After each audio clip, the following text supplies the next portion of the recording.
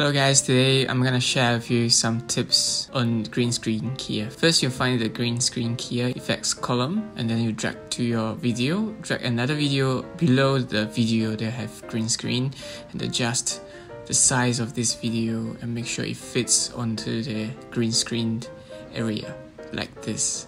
This one is pretty easy because it doesn't move around, but the second one, this one, it actually moves, so it's kind of different. But still, first you find the green screen keyer, and drag onto your video and drag the second video below this video. Then go to the bottom left corner and click distort. Readjust your second video and click on the top left hand corner, this button here, and then adjust this second clip frame by frame. And then remember that please do not make your second video completely on the borders of the green screen, because sometimes it does have some problems, like it's too precise, so it sometimes shows the parts that you don't really want to show. And after that, you see it's done. And that's all for today.